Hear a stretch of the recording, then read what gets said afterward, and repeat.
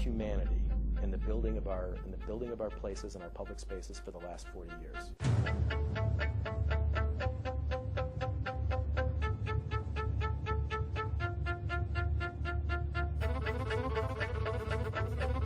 This continuing diminishing of the quality of life of more and more Americans. And we fundamentally have to change our approach to it. I think we need to find a new vision for how people live. Vision. It's all about the vision. You know, where there is no vision, the people perish. For the longest time, we were building our buildings and we were building our neighborhoods in ways that were completely out of scale with human beings. Every single trip has to be made by the car. Powerful man with a powerful car. I wish. Gee, I wish I was old enough to drive.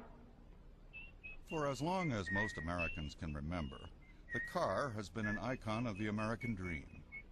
It stirred our emotions and embodied our notions of freedom, wealth, and independence.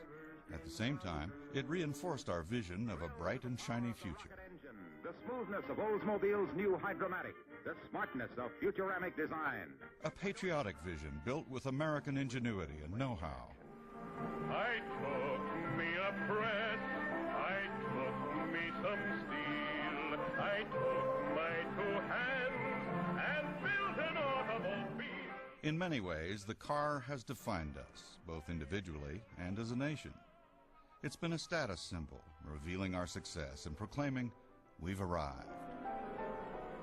98, a signature that is a hallmark of motorcar elegance. Elegance in the grand manner.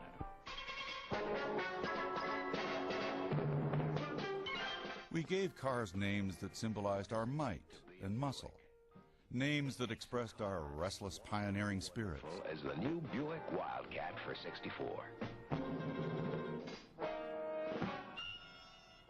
When you go the way of the Wildcat, people take notice.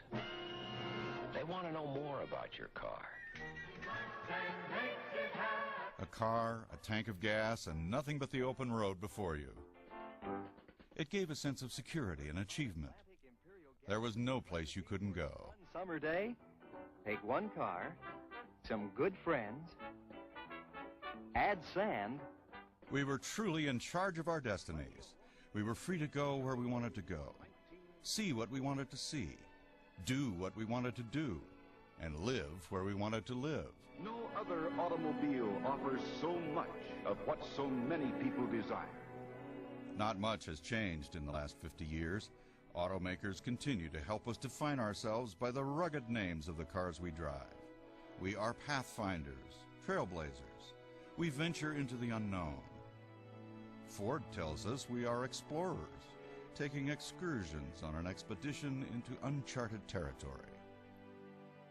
But with our growing population of more than 300 million and more than 250 million cars and light trucks on our roads, Americans have become slaves to this freedom. What started out as a transportation choice has become our only option. Our love affair with the automobile is fading. In performance, it's a star. It's a rocket engine car. Futuramic through and through. It has Hydromatic too. When you make a date with the 88, there's a big new thrill for you.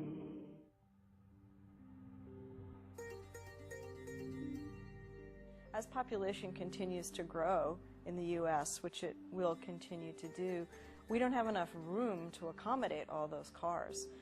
We can't build the freeways, we can't build the roads, and still have places that have any kind of quality or character to them. For decades, the common solution to congestion on highways or freeways was adding a lane or adding several lanes, as if continually adding lanes is going to solve a congestion problem as growth occurs. Well, the reality is, and we know today, that in fact adding lanes only induces more congestion.